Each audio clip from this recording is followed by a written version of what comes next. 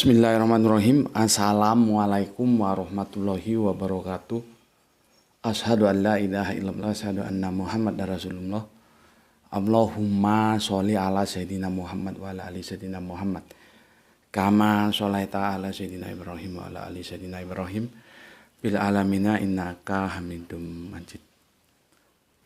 Sebelum kita lanjutkan kajian kita panjatkan dahulu doa kepada Gusti Allah Ingkang Maha Agung untuk saudara kita yang telah memberikan sholawatnya berupa infak dakwah kepada channel dakwah ini, sehingga channel ini dapat eksis, ya, hadir dalam ruang-ruang diskusi kalian semuanya dimanapun kalian berada, di mancanegara maupun di dalam negeri.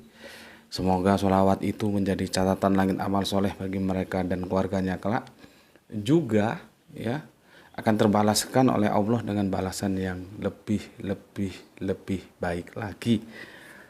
Berikutnya untuk seluruh viewer terkasihku dimanapun kalian berada, di mancanegara maupun di dalam negeri juga, ya, yang tetap semoga selalu always selalu untuk anti skip dan anti download, ya.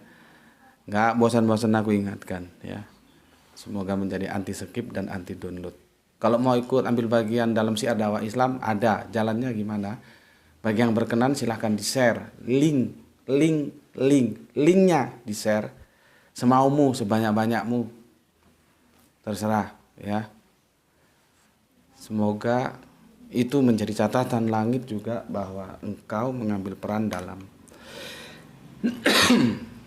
syiar dakwah Islam, ya. Oke. Jadi jangan di-download, diunduh, terus diedit, baru di-re-upload di channelnya. Bukan begitu caranya, ya. Minum dulu. Bismillahirrahmanirrahim. Berikutnya, atas doa-doa baik kalian, aku ucapkan juga terima kasih, ya. Semoga kebaikan doamu untukku juga tercurahkan untukmu. Amin, amin, ya Rabbal Alamin. Aku sebetulnya akan menutup dengan tinjauan filosofis, ya. Tajuk benarkah Yesus bisa berjalan di atas air, itu akan aku tutup sebetulnya di seri yang kelima, seri sekarang ini, ya. Sekarang kita seri yang kelima, ya.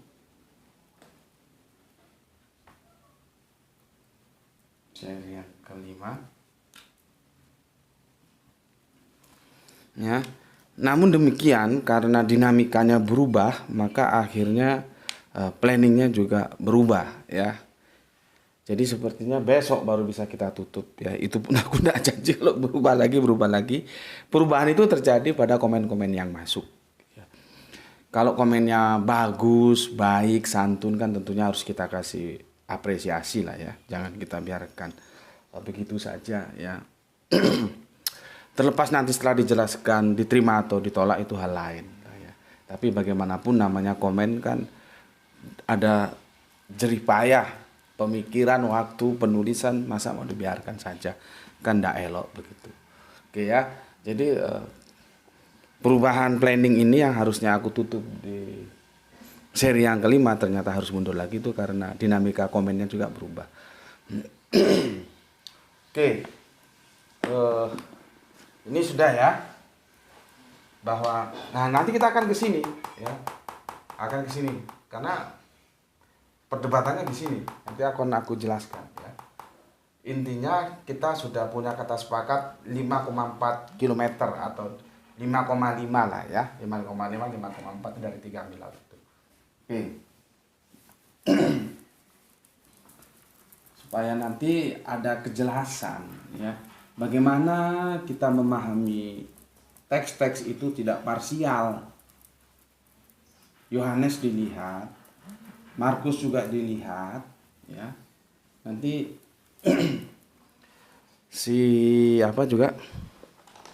Matius juga dilihat, ya. Oke. Kita nanti ini akan berdiskusi tentang bagaimana sebetulnya melihat itu dalam suasana gelap dengan jarak pandang yang 5,5 kilometer hampir, ya 5,4 kilometer. Perdebatannya di sana. Tapi jangan lupa, itu sebetulnya bagian kecil saja dari silang sengkarutnya pelaporan tentang Yesus jalan di atas air. Jadi ini ayat baku bunuh. Ya, satu ayat dengan ayat lain baku bunuh. Ya. Dan tentang melihat dengan jarak yang begitu fantastis 5,4 kilometer dengan suasana alam yang begitu gelap, itu menjadi perdebatan kita. Sebetulnya itu hanya bagian kecil dari perdebatan-perdebatan yang tidak terselesaikan, tidak terjawabkan. Ya, aku catat paling tidak ada 4. Pertama, Lukas absen.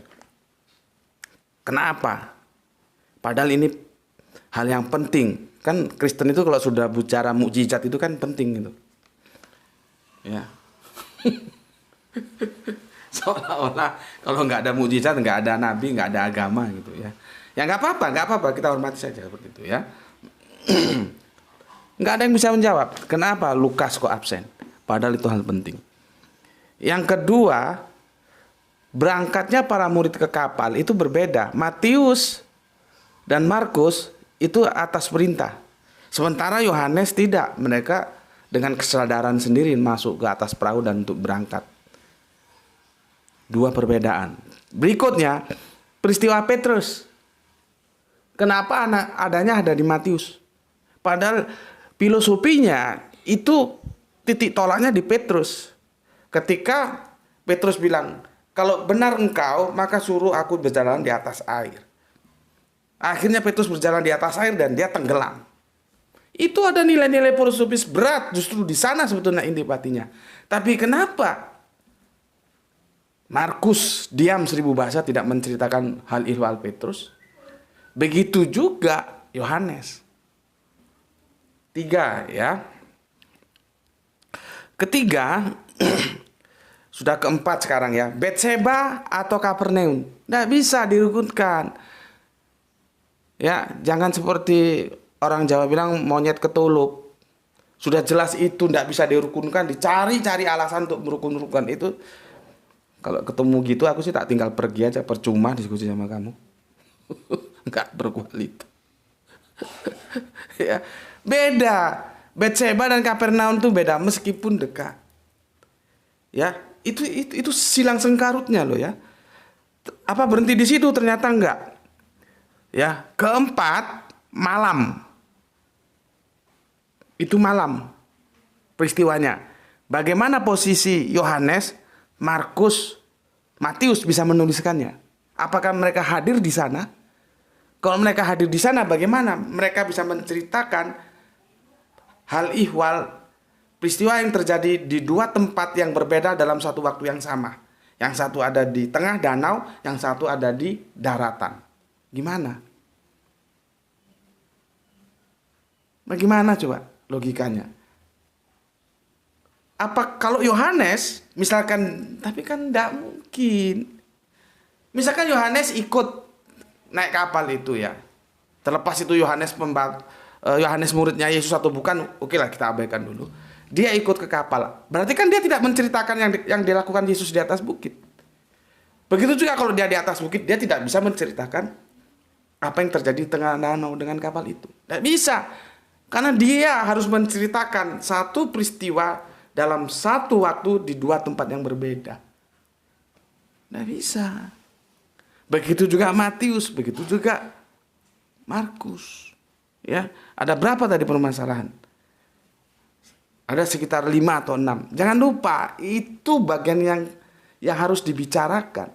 Kalau soal melihat ini, itu hanya sebagiannya dari yang 6 atau yang 7 masalah tadi yang saling tumpang tindih. Jadi bukan karena kalau misalkan ini selesai lainnya selesai, nanti dulu. Jangan seperti kebiasaan ya. Kalau kita berdebat tentang Tritunggal, itu yang diperdebatkan cuma Allah sama Yesus doang. Padahal yang namanya Tritunggal itu ada Allah, ada Yesus, ada Roh Kudus. Enggak pernah orang debat Tritunggal itu memperdebatkan Roh Kudus, enggak. Dan semua lalai, semua terbuai. moderatornya kek, narasumbernya kek, penontonnya kek.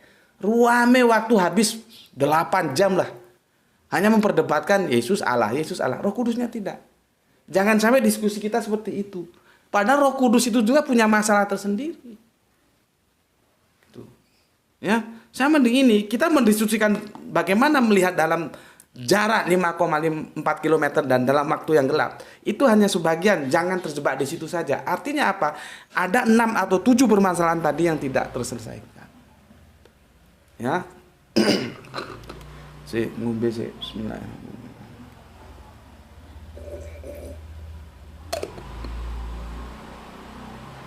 Oke, aku bacakan komen yang masuk dari kalian. Ya.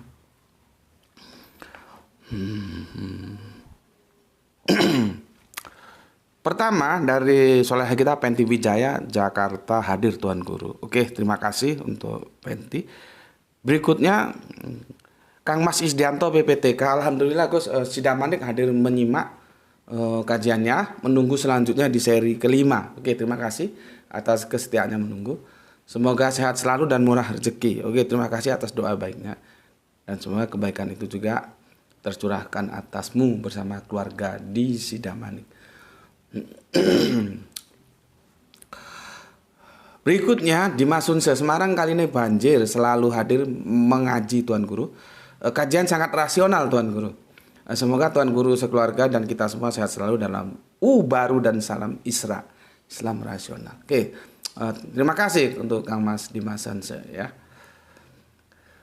Berikutnya Kang Mas Edi Rahayu ya. Assalamualaikum, waalaikumsalam. Guru, semoga sehat selalu dalam lindungan Tuhan. Oke, thank you ya. Matur nuwun. Ya. Tetap setia ya. Ikut ngaji guru. Wes penae ujung Padang Cepak Kisaran. Oh, daerah Kisaran rumahmu itu ya. Dulu Kisaran itu kalau dari Siantar tuh naik bisnya apa ya? Pelangi atau apa gitu dulu ya. Oke, ternyata di Kisaran ya. Oke, terima kasih, salam untuk saudara kita yang ada di Kisaran, untuk Mas Edi Rahayu. Berikutnya soleha kita Giswati yang ada di Palu. Alhamdulillah juga ya. Yang semangat ya. Yang selalu setia ngaji bersama Tuan Guru dan saudara-saudaraku semua, insya Allah anti skip dan anti tundut. Salam Isra, Islam rasional juga untukmu. Oke, matur nuwun, terima kasih untuk Soleh Hagi Sepati. Berikutnya Pepep Hendarwan, si Akang Pepep ini dari mana ya? Sehat selalu Gus, berkah menyertai kita semua, amin. Salam Isra, oke, salam Isra untukmu. Ya. Berikutnya, nah ini saudara Kristen kita dari Madiun ya, Kang Mas Suratno Eko. Nanti Kang Mas ya, ini aku akan memberikan penghormatan apresiasi untuk komentarmu ya. Belakangan ya, nanti kita, karena ini yang mau kita bahas. Berikutnya Kang Halim Rais. Assalamualaikum, waalaikumsalam warahmatullahi wabarakatuh. Salam Isra, Ambon hadir izin mengaji dan sehat selalu Tuan Guru, amin. Oke, terima kasih, salam untuk keluarga yang ada di Ambon. Berikutnya ini Bapak dosen kita ya, Silih Arlisan Ginting MTH, Master Teologi. Setelah Gus Putih naik motor kira-kira sejauh 5,5 km. Beliau melihat ada mobil rusak di pinggir jalan. Apakah itu artinya GM bisa melihat sejauh 5,5 km? Salam sehat selalu. Ya tentunya tidak. Kalau konteksnya seperti ini tidak lah ya. Lah itu Batak Toba. Tidak sini. Ya. Kalau konteksnya yang seperti sampean katakan tidak. Tapi konteks tentang Yesus berjalan di atas saya tidak begini. Kalau ini kan mendatangi. Sementara kalau berjalan di atas air itu terpisah, Yesusnya itu ditinggal. Nanti ada proses mendatangi. Ya. Jadi ndak apple to apple ya. Aku tahu maksudnya lah ya, tapi maksudnya Silih Arlisan, tapi tidak apple to apple. Ya. Tidak apple to apple. Kalau ini kan setelah Gus Putih naik motor kira-kira 5,5 km ya. Beliau melihat ada mobil rusak di pinggir jalan. Ya kan begini. Ini kan beginilah. Ya. Aku berjalan sini ya.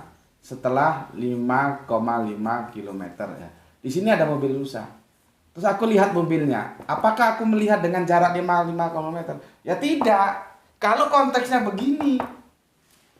Tapi konteks Yesus berjalan di atas saya tidak begini lah ya. Tidak begini. Ini kan mendatangi. Ya, kalau Yesus berjalan di atas air itu begini. Ya. Bukan hanya mendatangi, terpisah mereka. Ya. Bentar.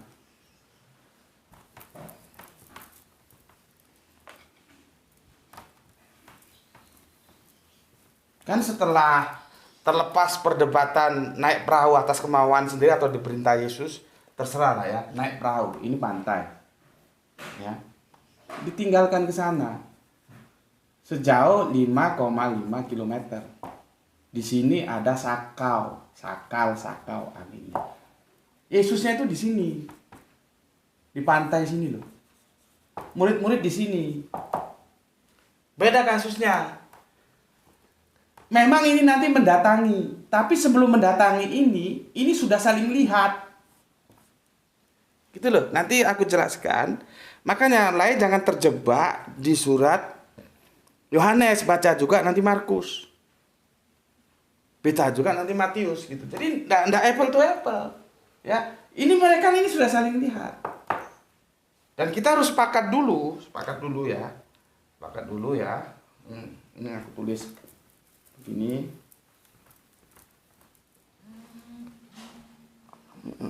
bentar. Mana tadi? Aduh, ini yang biru. Gini ya. Ini mestinya sampean sepakat lah ya, semua sepakat lah ya. Ini Yesus, ya. Ya, ini Yesus. Ya. Terus di sini murid-murid ya, karena banyak ini murid-murid. Itu nggak jelaskan berapa orang itu muridnya. Kalau jarak dari Yesus ke murid atau para murid, biar singkat gitu ya. Kalau jarak ini ke sini 5,5 kata ya, kita nggak usah berkembang lah ya. 5,4 seperti apa konversinya kemarin. 5,4 kilometer. Ya. Kalau jarak dari Yesus ke murid 54 kilometer, kita tentunya sepakat kan bahwa jarak dari murid ke Yesus pun sama 54 kilometer. 5,4 kilometer, sorry. Sepakat kan? Kalau ini nggak sepakat, ribet aku menjelaskan. Ya. Jadi jarak dari Yesus ke murid itu 5,4 kilometer. Itu sama dengan jarak murid ke Yesus juga 5,4 km. Itu gampang lah dipahami. Masa gini aja enggak paham? Paham ya? Oke. Kalau sudah paham, aku hapus.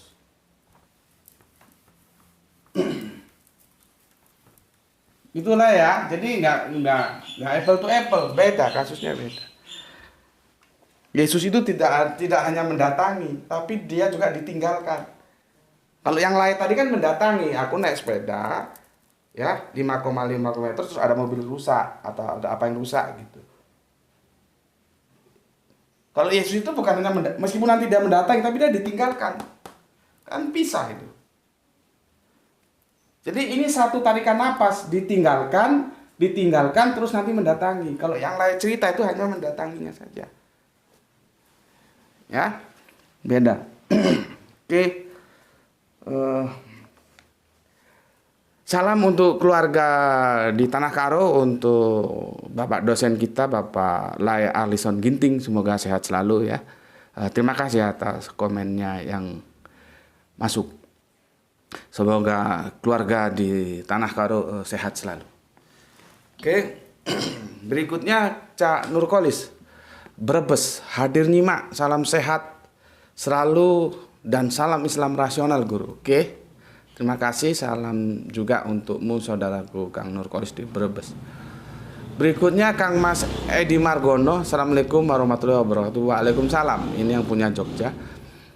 Rizal Wahyu, Rembang selalu hadir Gus. Oke. Matur thank you ya. Berikutnya soleha kita Ayesa. Gak pandai baca gini aku. Assalamualaikum, waalaikumsalam. Ini soleha kita Ayesa ada di Surabaya. Kang Mas Naryo Endri ya, Tulungagung nyimak ngaji Gus. Ku takut goblok berkarat. Ya alhamdulillah. Artinya kalau takut goblok ya belajar gitu, dan dia sudah melakukan jalan untuk belajar ya. Terima kasih, salam untuk keluarga di Tulungagung. Kang Hermas Edison jempol 3.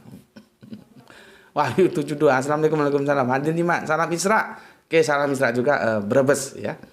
Tangerang hadir Gus, Kang Ikhwan Tamim. Oke, matur nuwun. Ini siapa ini? Denny Firman. Ya.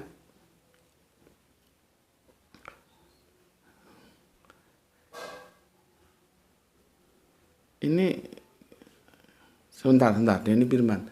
Bahasan Gus memang bagus. Tapi saya sih bukan tidak mau share, tapi banyak saudaraku yang Katolik dan Protestan yang sangat aku kasihi dan saya hargai dan hormati. Jadi kalau bahasan seperti ini bisa menyinggung mereka, biarlah sesuai dengan keyakinan masing-masing. Maksudnya gimana nih?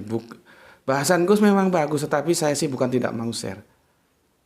Oh, dia mau share ini sungkan gitu ya sama saudaranya yang Katolik dan Protestan gitu mungkin ya. Apa Anda mualaf kah?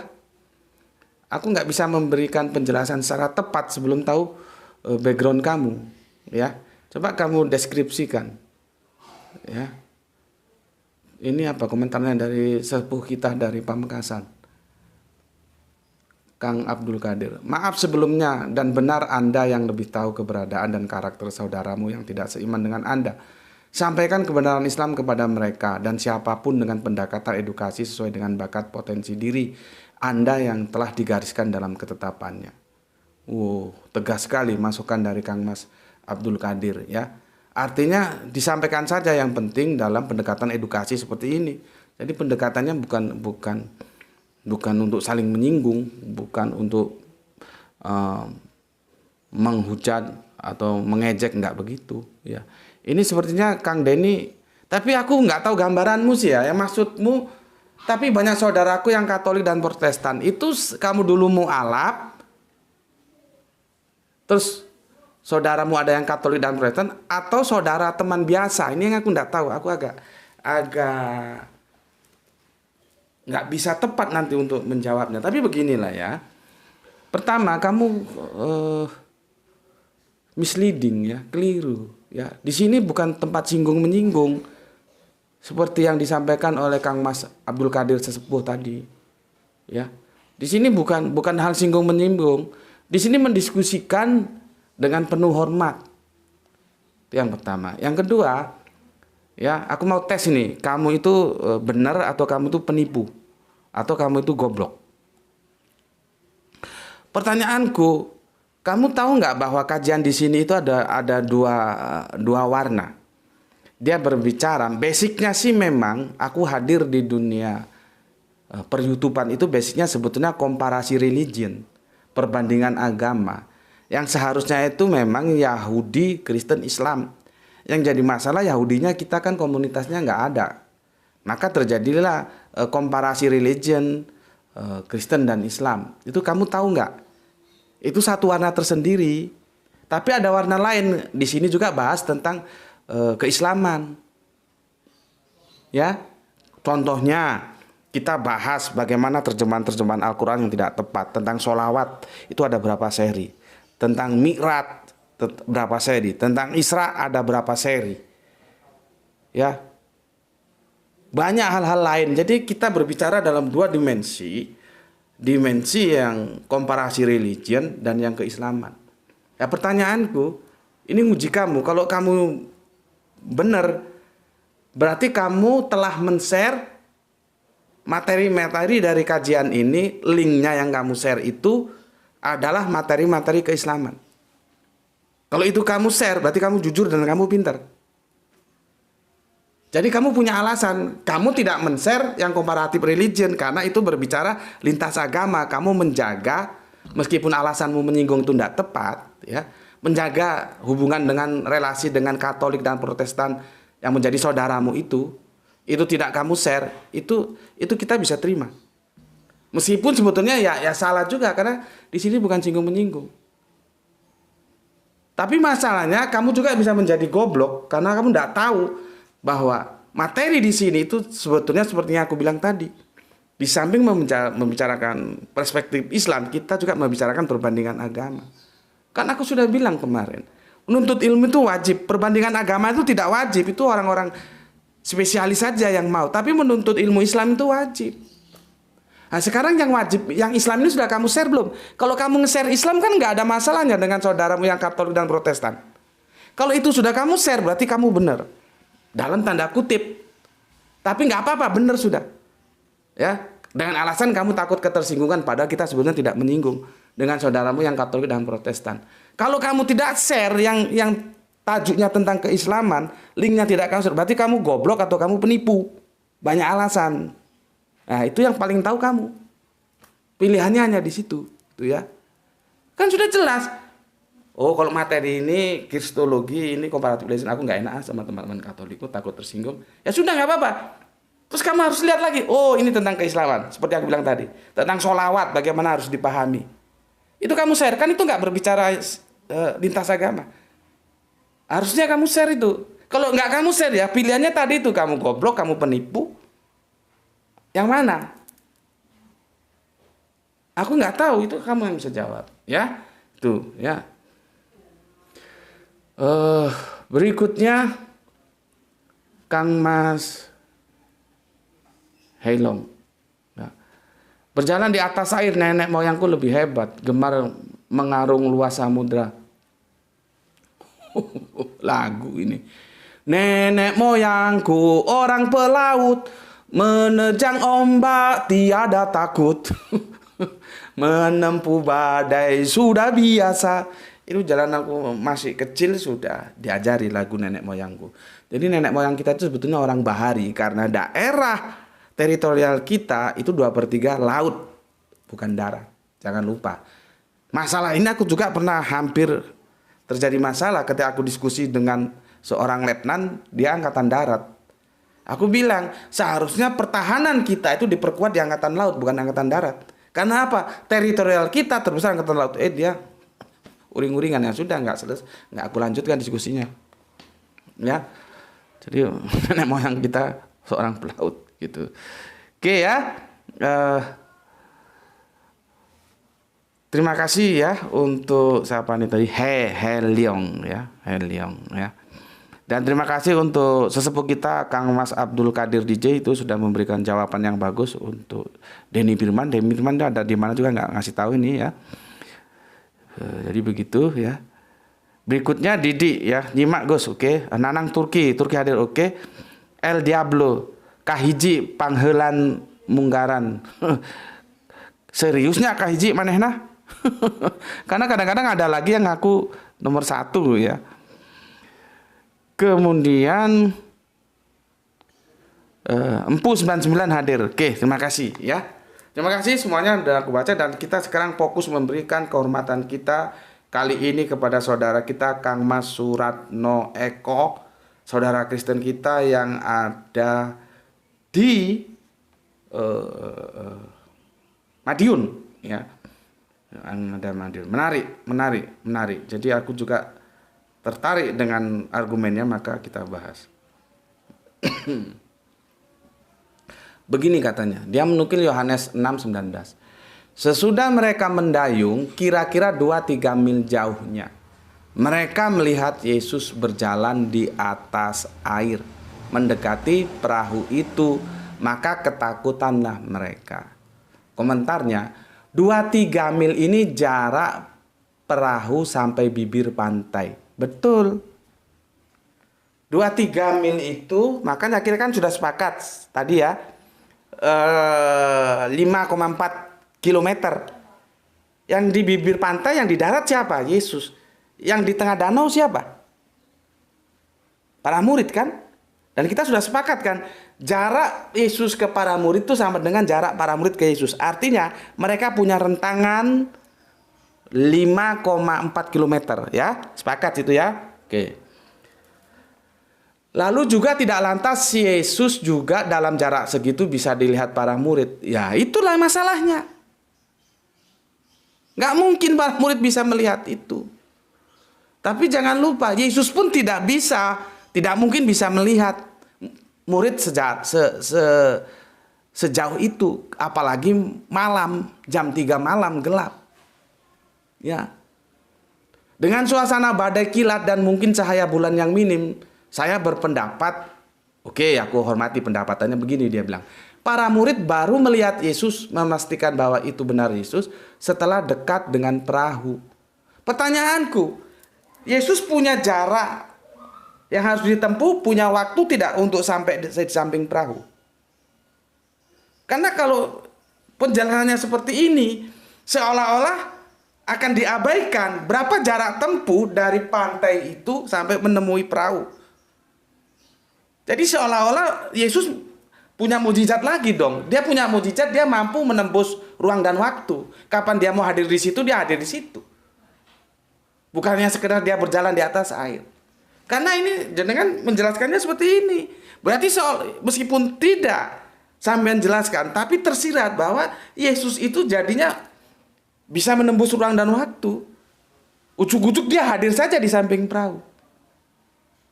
Kan jadi begitu. Padahal kan tidak. Tapi kalau penjelasanmu begitu, maka harus dipahami Yesus itu mampu menembus ruang dan waktu. Jadi dia tidak perlu berlama-lama untuk menempuh 5,4 km itu tiba-tiba cek sampai dari samping perahu. Akhirnya Yesus punya 2 mukjizat dong.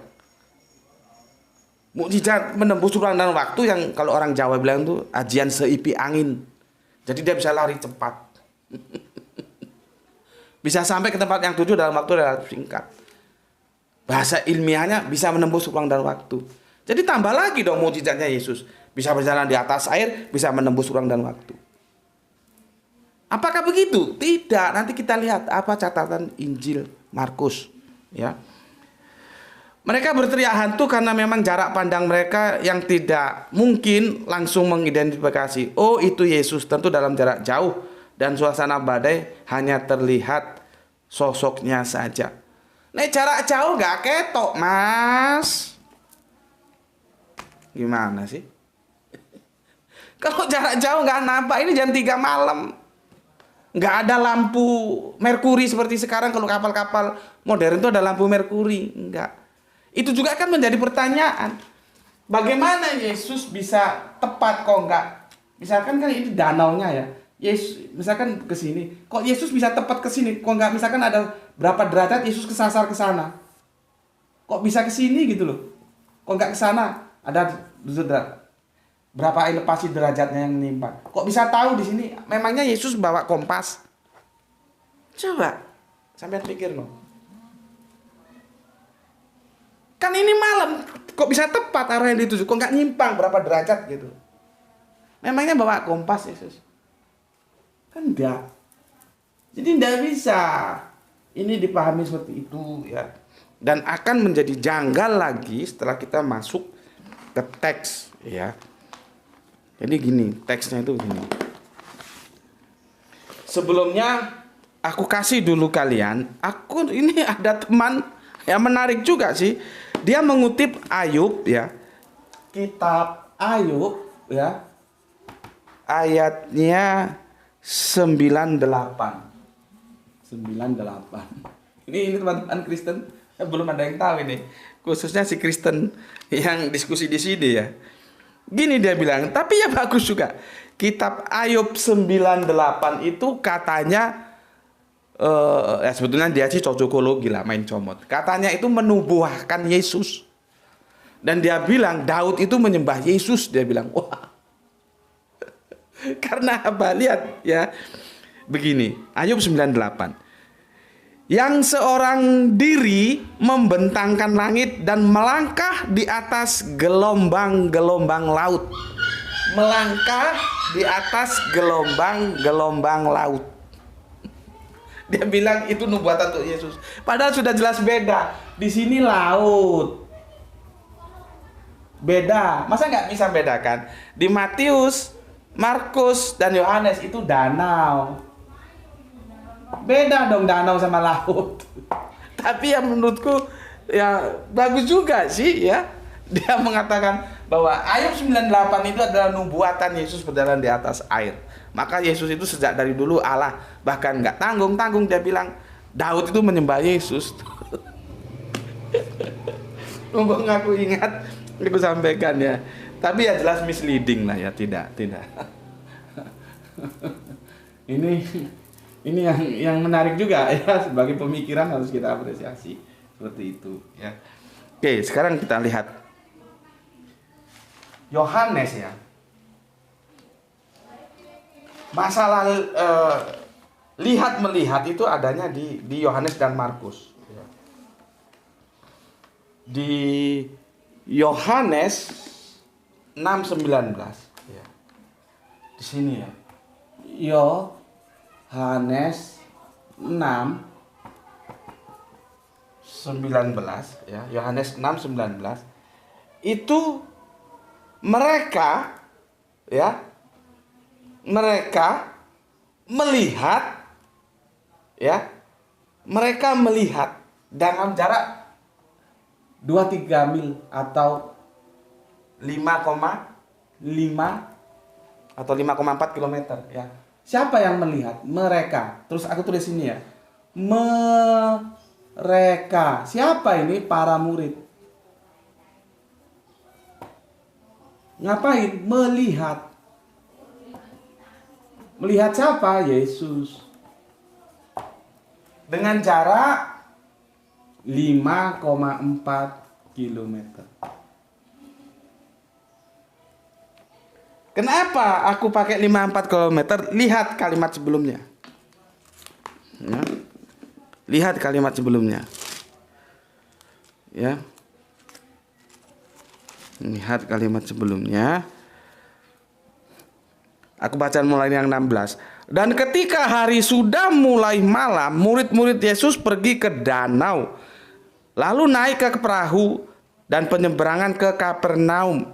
Ketika hari sudah gelap, Yesus belum juga datang mendapatkan mereka. Artinya Yesus masih di mana? Masih di tepi pantai. Kita anggap begitulah, masih di daratan. Makanya di sini dijelaskan, sedang laut bergelora karena angin kencang. Sesudah mereka mendayung kira-kira 5,4 kilometer, baru mereka melihat Yesus berjalan mendekati perahu itu. Bukan dekat, mendekati. Seperti tadi Sili Ginting ya. Dia pakai apa? Melewati ya. Sebetulnya yang tepat itu mendekati. Mendekati itu bukan berarti dekat. Jadi ada jarak sekian yang jauh. Meskipun tidak 5,4 kilometer. Itu masalahnya. Kalau 5,4 kilometer itu kita hitung dari bibir pantai. Pantainya danau. Karena apa aku mengatakan begitu? Atasnya lihat ya. Ada di ayat yang ke-17. Ini kan yang ke-19. Di ayat yang ke-17 begini, ya. Dan mereka menyeberang ke Kapernaum ketika hari sudah gelap. Yesus belum juga datang mendapatkan mereka. Berarti Yesus masih di mana?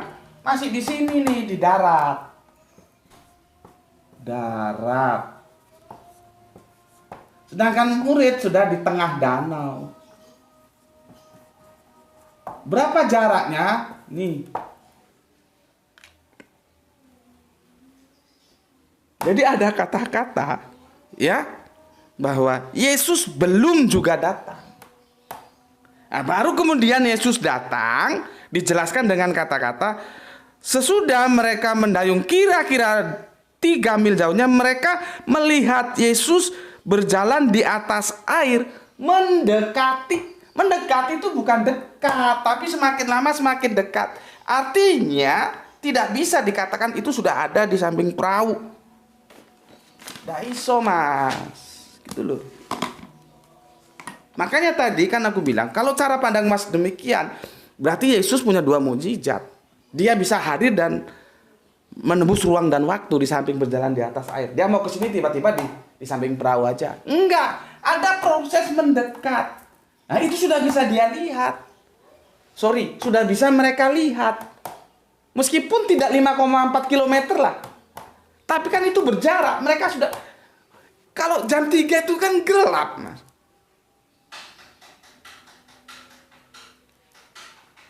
Itu loh maksudku. Karena ada kata-kata Yesus belum datang ya. Di sini dijelaskan dengan narasinya ya. Ketika hari sudah gelap, Yesus belum juga datang untuk mendapatkan mereka. Karena dia masih di mana? Masih di darat. Ya. Baru ke sini dia itu setelah berjarak 5,4 km dan itu mendekat, bukan dekat. Beda. Mendekat itu ada jarak yang jauh, makin lama makin dekat. Gitu loh. Masa begitu udah bisa dilihat?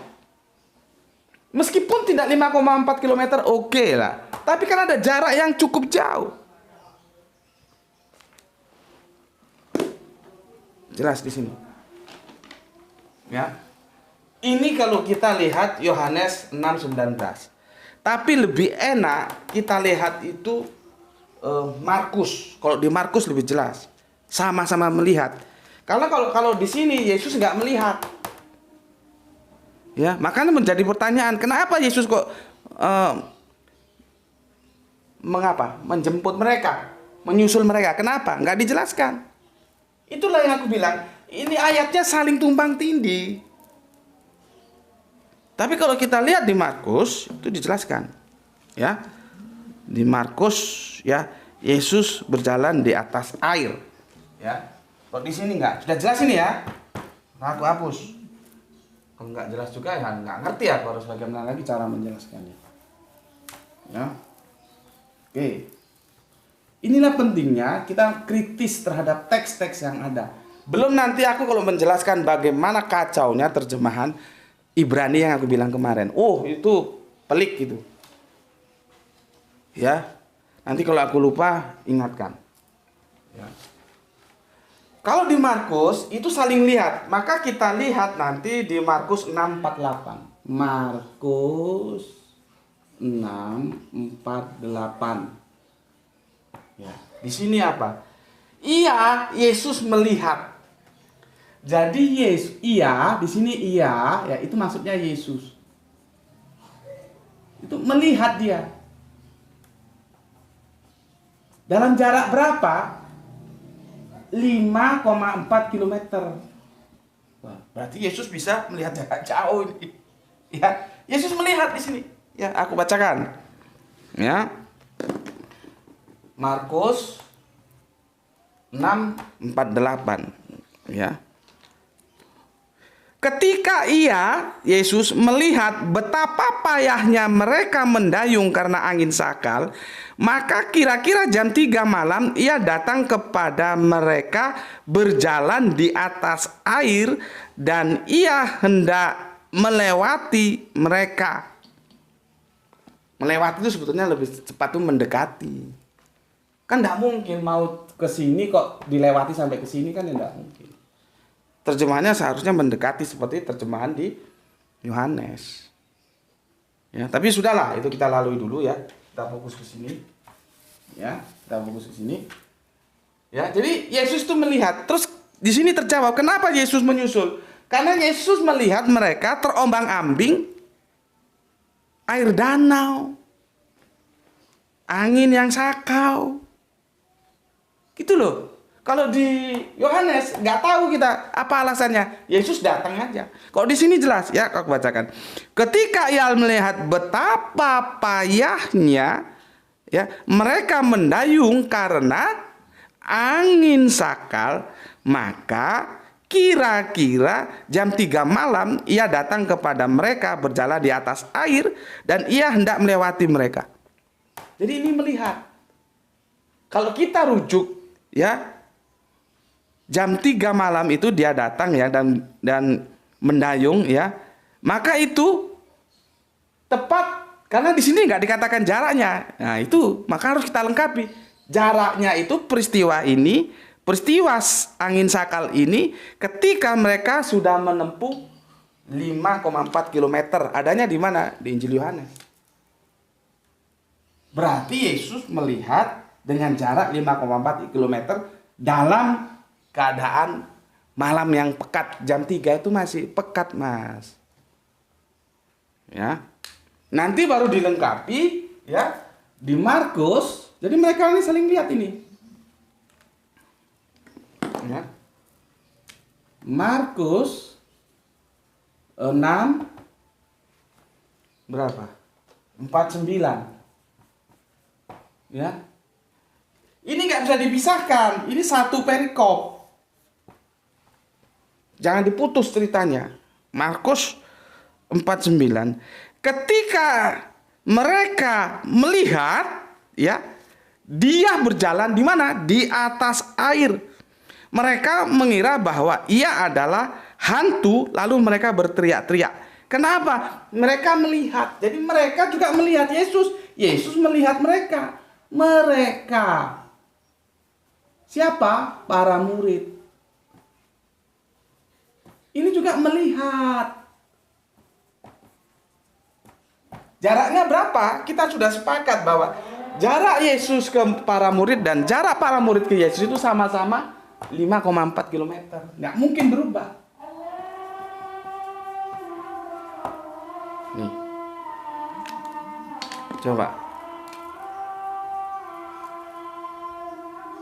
Kalau kita bandingkan dengan Injil Yohanes, Injil Yohanes hanya bercerita di sini, tidak bercerita tentang ini. Kalau ini lengkap, Yesus melihat, para murid juga melihat. Jarak Yesus ke para murid itu tentunya sama dengan jarak para murid ke Yesus berapa? 50,4 km. Mungkinkah ini terjadi? Melihat dengan jarak 5,4 km di suasana jam 3 yang gelap pekat. Tuh, Mas. Ya, nggak mungkin. Nggak mungkin. Cuman kita bisa menganalisa begini, kalau kita kumpulkan seluruh teks-teks yang ada, ini nggak bisa dipisahkan. Ini kan bercerita tentang Yesus jalan di atas air. Di sini juga Yesus jalan di atas air. Makanya aku tidak setuju dengan terjemahan Depak ketika menerjemahkan sholawat.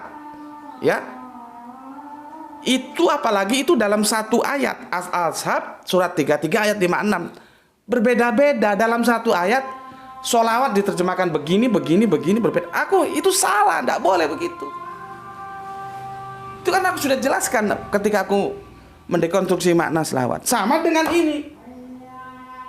Jadi aku melakukan dua permasalahan yang sama di atas meja diskusi untuk kita adili bersama. Nggak boleh, Mas, ini sama ini terpisah. Karena ini masih dalam satu konteks Yesus jalan di atas air. Ini melihat, ya ini juga melihat. Ketika Yesus jalan di atas air, sama-sama melihat. Nanti kalau kita buka Injil Matius, ya, dia tidak berbicara itu. Dia hanya berbicara sebentar, ya. Beberapa mil jauhnya. Kalau di Injil Matius beberapa mil jauhnya, ya. Tidak ketemu. Kalau di Injil Yohanes jelas 2-3 mil kira-kira, kitab suci kira-kira, ya. 2-3 mil. Inilah perlunya kita saling mengkomparasi. Tetapi istimewanya di Injil Matius itu adalah bagaimana dia mendekonstruksi sebuah bangunan yang tidak terdapat pada Markus dan Yohanes adalah peristiwa dialog antara Yesus dan Petrus ketika Petrus pun ingin berjalan di atas air. Itu di dua Injil lainnya, baik Markus Yohanes nggak ada. Nggak ada. Jadi ini semua aku sampaikan, aku paparkan apa adanya, supaya kita tahu bagaimana sih ini teks-teks ini kok saling baku bunuh, saling menikam nih gimana. Makanya aku berkali-kali bilang, hal-hal seperti ini boleh kita terima kalau ini dianggap sebagai hadis. Itu bukan aku berarti tidak mengapresiasi ini. Justru kalau ini kita anggap sebagai kitab suci bermasalah. Masa kitab suci kira-kira, masa kitab suci saling mementahkan satu sama lain. Tuh loh. Ya, jelas sampai di sini. Kenapa aku mengatakan bahwa tidak mungkin melihat dengan jarak pandang sejauh 5,4 km. Alasannya ini. Kalau di Yohanes memang ini tidak ada. Yang ada di Yohanes yang ini. Muridnya yang melihat. Padahal kalau kita lihat di Markus, yang melihat itu ya Yesus, ya murid. Ini satu tarikan apa? Tidak boleh dipisah. Oh ini melihat dalam jarak dekat, ini melihat dalam jarak jauh. Ora iso, Mas. Tapi oke lah, aku nggak mau kaku-kakuan. Ini melihat dalam jarak dekat. Terus bagaimana Yesus? Benar, Yesus bisa melihat dengan jarak 5,4 km dalam suasana gelap. Kalau bisa, berarti mujizatnya ada dua. Berjalan di atas air, bisa melihat dengan jarak 5,4 km, tambah satu lagi. Dia tembus terhadap ruang dan waktu. Dia tidak terikat ruang dan waktu. Wow, tambah banyak mujizatnya kalau begitu. Kacau kan? Gitu. Ya. Jadi itu yang bisa aku sampaikan ya. Bagaimanapun ini bermasalah. Kita tinjau dari sudut pandang manapun bermasalah. Makanya aku sebetulnya kalau diskusi-diskusi sudah melakukan kritik teks ini, aku lebih senang berbicara dengan mereka yang punya kompeten. Ini sebetulnya gimana kita harus memandangnya. Jadi jangan dulu, aku kan belum meng-closing. Jangan kamu bilang aku tidak mengapresiasi ini. Aku mengapresiasi, tapi nanti aku jelaskan bagaimana cara mengapresiasi Yesus berjalan di atas air. Gitu. Ya, makanya di sini nggak perlu kuliah di sekolah Alkitab sekian semester, bayar kos, bayar SP. Di sini aja kamu tinggal beli kuota, tonton dengan baik bagaimana aku menjelaskan. Ya, ini nggak dibahas di sekolah Alkitab. Ini nanti ini akan menjadi linear terhadap pesan Yesus bahwa engkau harus cerdik seperti ular dan jinak seperti merpati. Nuansanya akan ke sana ini. Karena jemaat Yesus itu hidup dalam dua himpitan. Dia dihimpit kekuatan politik oleh Romawi dan dihimpit kekuatan teologis, tadi politis ya, teologis oleh Yahudi tengik. Yang nanti menimbulkan kedengkian bukan untuk menembus dosa, disalibkannya Yesus. Jadi makanya aku bilang kajian-kajianku itu menyuguhkan roadmap, peta jalan supaya kamu ngerti dari hulu sampai ke muara. Gak bisa main comot gini-gini, enggak. Harus satu roadmap sehingga ketika kamu berbicara tentang apa gitu bisa menjelaskan kronologinya. Makanya singular dia. Ya. Nah, kalau kita tidak melihat perbandingan dari Matius, Markus, dan Yohanes, nggak bisa menjelaskan seperti ini.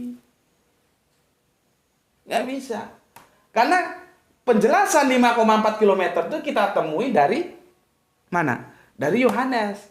Tetapi Yohanes kurang data. Dia tidak mengatakan bahwa ternyata Yesus pun melihat. Artinya mereka saling lihat. Ini pun kurang data. Dilengkapi lagi. Nggak tahu mana yang benar ini. Ya. Bagaimana Petrus? Padahal intipati sebetulnya pesan yang mau disampaikan ini adalah dramatikal antara Petrus dan Yesus. Ya, ini sudah masuk asyar dan aku harus sholat asar berjamaah. Dan aku kira juga waktunya sudah cukup lah ya. Setengah jam ya, nggak tahu setengah jam atau lebih. Kalau lebih ya mohon dimaklumi karena kalau sudah terlanjur logikanya itu berjalan, dia maunya jalan terus gitu ya. Oke. Itu Mas Suratno, tetapi kembali lagi apapun tentangmu itu adalah hakmu, aku tidak akan mengintervensi, silahkan mengambil sikap ya. Tapi cara pandangku seperti itu. Jadi kalau aku misalkan jadi dosen di sekolah Alkitab, aku jelaskan seperti itu. Monggo saja kalau Kang Eko Suratno masih tetap seperti itu, ya. Tapi kalau bisa menerima penjelasanku seperti ini, ya haleluya. Haleluya itu kalau di Islam itu alhamdulillah. Halalul ya itu Yahweh. Kalau kita tahu arti gini sebetulnya nggak ada masalah. Seperti ngomong salam nggak ada masalah. Allah nggak ada masalah. Beda dialek doang. Bukan kalau Allah itu terus Kristen, kalau Allah itu Islam. Enggak begitu sebetulnya.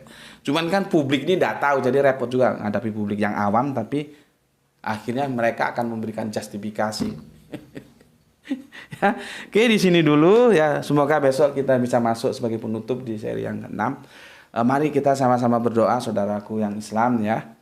Doakan aku bisa melampaui kesulitan-kesulitan hidup. Ya, semoga semua bisa dilalui, dan aku juga mendoakan kamu bisa sukses selalu ya. Semoga kita dilimpahkan rezeki yang barokah dan kesehatan yang prima sehingga kita dapat ngaji lagi. Pesanku, jaga Islam, jaga Kanjeng Nabi, jaga Allah, jaga Al-Quran dalam bingkai imanmu. Tetapi aku bisa marah kalau kamu menghujat agama lain. Dalam konteks ini menghujat Kristen, menghujat teman-teman kita, jangan ya. Sampaikan saja secara argumentatif. Jangan, karena kita tidak boleh melakukan itu. Bagaimanapun keadaan kita itu menghormati Kanjeng Nabi Isa yang mereka sebut Yesus. Kalau mereka sebut bahwa Yesus itu bukan Kanjeng Nabi Isa, ya itu urusan mereka, bukan urusan kita. Dan aneh toh, ketika mereka sudah, sebetulnya nggak semua Kristen kok tuh, ya, mengatakan Yesus itu bukan Isa. Itu hanya otak gobloknya aja bilang begitu.